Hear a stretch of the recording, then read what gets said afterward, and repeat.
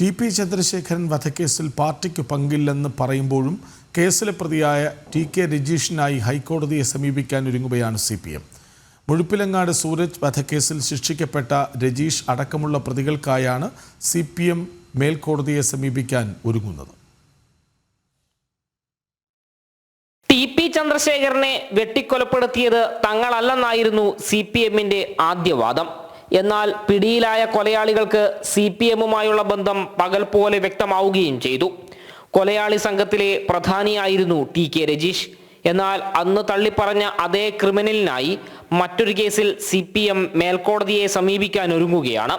മുഴപ്പിലങ്ങാട്ടെ BJP പ്രവർത്തകൻ എളമ്പിലായി സൂരജിനെ വെട്ടിക്കൊലപ്പെടുത്തിയ കേസിൽ രണ്ടാം പ്രതിയാണ് രജീഷ്. ഈ കേസിൽ കോടതി ശിക്ഷിച്ച രജീഷ് ഉൾപ്പെടെ മുഴുവൻ പ്രതികൾക്ക് വേണ്ടിയും മേൽക്കോടതിയെ സമീപിക്കാൻ ഒരുങ്ങുകയാണ് CPM.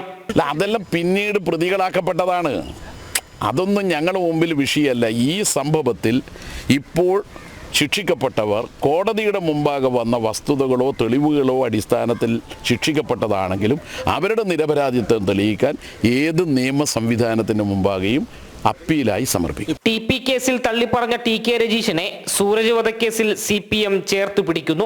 ഇതോടെ പാർട്ടിക്ക് വേണ്ടി തന്നെയാണ് കൊല നടത്തിയതെന്ന് പകൽ പോലെ വ്യക്തമാവുകയാണ്. മാത്രമല്ല, സൂരജ് വധക്കേസിലും നേതൃത്വത്തിന് പങ്കുണ്ടെന്ന സൂചന തന്നെയാണ് പാർട്ടിയുടെ ഈ ഇടപെടൽ നൽകുന്നത്. ജനം, കണ്ണൂർ.